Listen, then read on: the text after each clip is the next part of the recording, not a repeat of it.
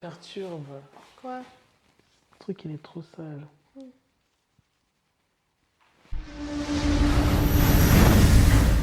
Hey, moi c'est Moses Moi c'est Laura et bienvenue sur Christ in Us. Alors on espère que vous allez bien. Aujourd'hui on est de retour avec une nouvelle vidéo et une vidéo un peu différente de ce qu'on a déjà pu vous poster parce qu'aujourd'hui on avait envie de vraiment un peu plus dive into the word et vraiment parler de la parole d'une manière beaucoup plus concrète et voilà. Donc aujourd'hui on va parler de Marthe et Marie. Bien sûr, on connaît tous ce passage, on a déjà tous sûrement entendu parler de ce passage et nous on voulait en parler. Pourquoi? Parce que chaque chrétien finalement est concerné par ce passage. C'est Qu'il pas soit seulement dans le service ouais, voilà. concrètement ou pas. Ouais. Que tu sois dans le service ou pas, à partir du moment où tu as Jésus dans ton cœur, je pense que ces versets doivent te concerner. Donc on fera des vidéos plus souvent comme ça, où on discutera un peu des paroles qui nous touchent, etc. Donc on va pas seulement parler de mariage, de couple, comme vous le savez. Désolé pour des personnes qui veulent que ça. Donc on va essayer un peu de varier pour pouvoir vraiment vous apporter beaucoup plus que juste relations, etc. Donc sinon, sans plus tarder, on va directement commencer alors avec ce passage. La meilleure part. Pendant qu'ils étaient en route, Jésus entra dans un village. Là, une femme nommée Marthe l'accueillit dans sa maison. Elle avait une sœur appelée Marie. Celle-ci vint s'asseoir aux pieds de Jésus et elle écoutait ce qu'il disait. Pendant ce temps, Marthe était affairée aux multiples travaux que demandait le service. Elle s'approcha de Jésus et lui dit « Maître, cela ne te dérange pas de voir que ma sœur me laisse seule à servir? Dis-lui donc de m'aider. » Mais le Seigneur lui répondit « Marthe, Marthe, tu t'inquiètes et tu t'agites pour beaucoup de choses. Il n'y en a qu'une seule qui soit vraiment nécessaire. Marie a choisi la meilleure part et personne ne la lui enlèvera. » Luc 10, versets 38 à 42. Alors, dans ce passage, on a relevé 4 points qui nous semblaient vraiment importants à mettre en avant et à discuter, à en discuter, parce que vraiment, c'est pour nous 4 points qui sont importants et on pense qu'ils vont vous bénir autant qu'ils nous ont bénis nous. Donc, les premiers points qu'on a relevés, pour nous, c'était le fait que Marie était au pied de Jésus. Et pour moi, être au pied de Jésus peut dire beaucoup de choses. Ouais, en fait, être au pied de Jésus, c'est comme une personne qui est au pied de quelqu'un. C'est vraiment, t'es au pied, vraiment, ça veut dire ce que ça veut dire dans le sens littéral, littéralement. Mais au final, pour nous, être au pied de Jésus, c'est plus que ça. C'est vraiment un style de vie, c'est être à ses pieds tout le temps. Donc, c'est vraiment être accroché à lui sans cesse, peu importe que tu vives des bonnes choses ou des mauvaises choses. C'est vraiment un style de vie. Et au final, je me pose même la question, quand ils ont dit que Marie était au pied de Jésus, est-ce que ça veut vraiment dire qu'elle était à ses pieds, ou c'est plus pour dire qu'elle était vraiment avec Jésus, à l'écouter enseigner, etc. Oui, moi, personnellement, je pense que dans ce contexte, Marie était littéralement assise, on va dire, autour de Jésus. Parce qu'il faut savoir que, par exemple, dans la culture africaine, quand on racontait des histoires, la personne qui racontait l'histoire pouvait s'asseoir sur la chaise et autour de la personne qui racontait de l'histoire, les personnes s'est rassemblées et ils écoutaient l'histoire. Et je pense que Marie était justement au pied de Jésus et elle était en train d'écouter ce que Jésus racontait. Bien sûr, parce que Jésus avait beaucoup de paroles, de sagesse et beaucoup d'histoires et de paraboles à raconter. Laura a dit, c'est être au pied de Jésus, c'est un style de vie, dans le sens où tu dois tout le temps être à l'écoute de Jésus. Vous voyez? Donc, être au pied de Jésus, ça veut dire être à l'écoute de Jésus. Parce que Jésus racontait sûrement quelque chose et Marie était juste, en anglais on dit in awe. Elle était émerveillée par ce que Jésus était en train de raconter. Il faut savoir que plusieurs personnes qui étaient autour de Jésus, souvent ils étaient émerveillés, ils étaient un peu... Voilà, ils étaient émerveillés par ce que Jésus disait. Ils étaient captivés par ce que Jésus racontait. Donc, je pense que c'était littéralement, Marie était au pied de Jésus et il était captivé par ce que Jésus était en train de dire. Donc pour moi, c'est très important en tant que serviteur ou en tant que chrétien de toujours trouver un moment où tu vas t'asseoir au pied de Jésus et tu vas être captivé par ce que Jésus est en train de raconter. Parce que quand tu es captivé par ce que Jésus est en train de raconter, excusez-moi pour les français, c'est là que tu commences tu commences à vraiment comprendre beaucoup des révélations, beaucoup de choses. Parfois, quand tu lis ta Bible, tu n'as pas l'impression que tu es captivé par ce que tu es en train de lire. Si. Voilà, donc justement, tu es assis, tu es en train de lire ta Bible et il y a plein de révélations qui viennent dans ta tête. C'est parce que quand tu lis ta Bible, tu es au pied de Jésus. Ok. Tu vois? Donc voilà. Intéressant. Et donc voilà, on va directement passer du coup sur notre deuxième point. Vas-y. Et donc notre deuxième point, c'était le fait que Marthe, lui, de l'autre côté, elle était fortement occupée, en train de faire plein de choses, en train de préparer, sûrement à la cuisine, etc. Donc Marthe qui était occupée, qu'est-ce que ça veut un peu dire pour toi? Donc elle était occupée, elle faisait la cuisine, elle voulait, je pense, servir Jésus et ses disciples. Est-ce qu'il était avec ses disciples? Oui, moi je pense que Jésus était avec ses disciples. Parce qu'à chaque fois, Jésus se promenait en troupe. Ok. Et donc elle était vraiment affairée, vraiment elle voulait tout bien faire. Je pense que c'est un peu comme quand quelqu'un t'accueille chez lui à la maison, il veut tout faire pour que tu te sentes bien, faire plein de choses. Et au final, elle était tellement en train de faire tout ça que elle a raté un peu ce que Jésus du coup enseignait. Parce que ce qu'il enseignait à Marie, du coup Marthe, je suppose qu'elle ne l'a pas vraiment entendu ou en tout cas elle n'était pas concentrée. Donc je pense vraiment que parfois on est trop occupé sur certaines choses et on en oublie l'essentiel. On peut être occupé par le service à l'église. Et puis après, on va tout simplement oublier de passer du temps avec Dieu, de passer du temps dans la parole. Et donc moi, c'est sur ce point-là, c'est ça que je retiens. Je comprends le point de Laura et je vais juste peut-être rajouter quelque chose. Ici, le service, beaucoup de personnes vont dire que quand tu fais le service, tu sers Dieu. Mais pour moi, parfois, c'est pas très clair. Parce que quand tu fais le service, même si tu fais le service pour Dieu, tu fais quand même le service pour les hommes. Quand tu prêches les hommes. Quand tu fais à manger, tu fais à manger pour les hommes. Donc au final, Dieu va te récompenser, oui, mais le service que tu es en train de faire, tu es en train de le faire pour des gens. Oui, justement, tu es en train de faire les services pour les gens dans le sens où le seul moment où tu fais vraiment quelque chose pour Dieu, c'est quand tu pries et que tu l'adores, tu vois. Quand tu pries et tu adores Dieu, tu es en train de faire quelque chose pour Dieu. Quand tu as la foi, par exemple, la Bible dit que la foi fait bouger le cœur des dieux. Plusieurs fois, vous allez voir dans la Bible qu'à travers la foi, Jésus a été touché. Donc, il y a des choses qui sont directement pour Dieu et il y a des choses qui sont pour les hommes, mais qui touchent Dieu. Vous voyez? Donc ici, Marthe était en train de faire des choses qui concernaient les hommes. Donc, Marthe était en train de toucher les hommes, alors que Marie était en train de faire quelque chose qui touchait Dieu. Vous voyez? Mais ça ne veut pas dire que ce que Marie faisait était... ce que Marthe faisait, c'était mauvais. Non, c'est important de servir les hommes. Ça partait d'une bonne intention. Voilà, ça partait d'une bonne intention. Exactement, ça part d'une bonne intention, mais Marie, ce que Marie faisait, ça touchait directement Jésus. Tu vois? Bien sûr, à la fin de la journée, Jésus allait manger. Si Marthe ne cuisinait pas, ça allait être chaud un peu pour Jésus et les disciples. Il ne faut pas oublier que Jésus était aussi un homme, ça veut dire qu'il avait faim.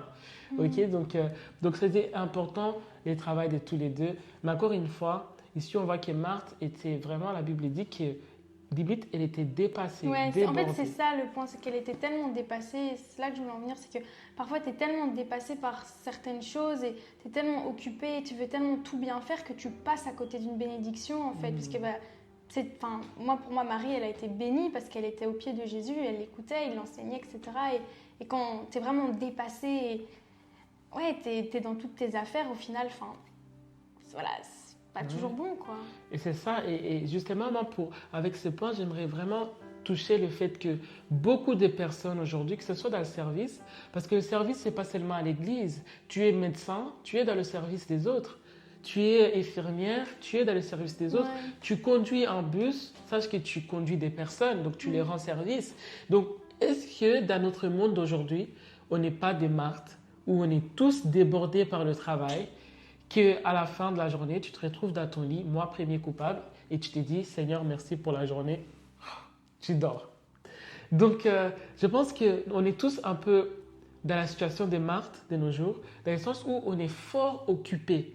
on est tellement débordé avec le service, le travail, l'école, des choses comme ça. Qu'on en oublie l'essentiel. Voilà, qu'on oublie l'essentiel, qu'on oublie de revenir au pied de Jésus. Donc, pour moi, c'est vraiment la question qu'on doit se poser sur le fait que Marthe travaillait beaucoup. C'est pas qu'il travaillait, mais la Bible dit qu'il travaillait beaucoup. Ça veut dire qu'il était dépassé. Ça veut dire qu'il avait tellement de choses à faire qu'il voulait absolument que Marie vienne. Et je pense que beaucoup de personnes vont être aussi coupables. C'est parfois quand toi, tu travailles tellement beaucoup que tu... Bref, ça va être la partie d'après. C'est elle. Ouais. Marthe, c'est elle. Marthe, c'est elle. Non, okay. Tu dis il depuis tout à l'heure. Après, les gens vont penser que tu penses que c'est un homme. Non. Donc, en fait, Marthe, elle était tellement débordée que parfois, quand tu as tellement de choses à faire, tu as l'impression que tout le monde autour de toi ne fait rien. Et ça rejoint notre troisième point. C'est ça. Et ça rejoint notre troisième point. Le troisième point qui était justement, Marthe, elle avait l'impression que Marie faisait rien. Donc, pour elle, c'était... Pourquoi Marie ne fait rien, Jésus? Ouais, elle a été même le dire à Jésus, mais oui, Jésus, voilà. pourquoi elle fait rien? Pourquoi Marie fait rien? Ça l'embêtait en fait. Voilà, elle ressentait au fond d'elle que... Une frustration, tu vois. Que, ok, Marie, elle fait rien alors que... Moi, je me déchaîne pour Jésus. Ouais. Voilà, tu vois. Marie vient couper les carottes au moins. Donc, souvent, on se retrouve dans cette optique où on est frustré parce que l'autre ne fait pas assez, alors que l'autre n'est peut-être pas obligé de faire autant. Et même toi, tu n'es peut-être pas obligé de faire autant. Mais tu te mets la pression, en fait. Ouais. Non, c'est ça. Donc, je ne sais pas qu'est-ce que tu penses un peu de ces points-là, le troisième point. Non, moi, je suis d'accord avec toi. Je pense que très vite, en tant qu'être humain, on va être frustré parce que parfois, on va se retrouver dans une situation où on va faire beaucoup, et la personne à côté de nous ne va pas faire autant. Et nous, ça va nous frustrer. On va se dire, mais pourquoi elle ne fait pas ça comme moi? Pourquoi moi, je me donne autant pour faire telle tâche, pour faire tel truc, et elle, à côté, elle ne fait rien. Et en fait, qu'est-ce que ça génère à la fin de la journée? Ça génère de la frustration. Et ça, c'est pas le bon. Alors qu'en réalité, Marthe, qu'est-ce qu'elle aurait pu faire? Elle aurait pu se dire, ok, Marie ne m'aide pas. Si elle fait... En fait, moi, je pense un truc que je retiens de ça, c'est... Je pense que je dis pas que Marthe avait des mauvaises intentions. Je sais que elle voulait vraiment servir Jésus. Mais si elle s'est mise dans une position où elle a été voir Jésus, elle lui a dit mais pourquoi elle fait pas ça? Pourquoi elle te sert pas? Au final, quelles étaient vraiment ses intentions? Tu vois, est-ce qu'elle voulait un peu impressionner Jésus? Regarde, tu viens chez moi, je te sers une table royale, machin. Ou est-ce qu'elle l'a vraiment fait parce que c'était un devoir, c'était vraiment quelque chose qu'elle voulait faire pour lui. Pour moi, je pense que... Je dis pas qu'elle a fait ça avec des mauvaises intentions, pas du tout, loin de là. Mais si elle a quand même été vers Jésus pour lui dire, écoute, elle devrait aussi travailler, je me pose quand même des questions. Ouais. Non, c'est un très bon point que tu as soulevé là, parce que je ne l'ai jamais vu comme ça. Donc oui, parfois aussi, c'est vrai que quand on se plaint de quelque chose qu'on est en train de faire, souvent, ça vient de... Pour moi, ça vient de plusieurs choses. Mais un des facteurs, ça peut être parce que tu es fatigué. Deuxième facteur, parce que tu es débordé.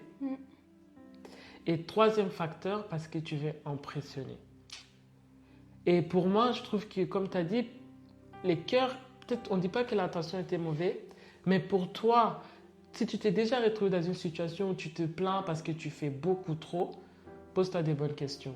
Est-ce que tu es frustré? Est-ce que tu es fatigué? Ou est-ce que tu veux impressionner? Je pense que là, il faut revoir son cœur. Il faut revoir son cœur. Remettre en ordre.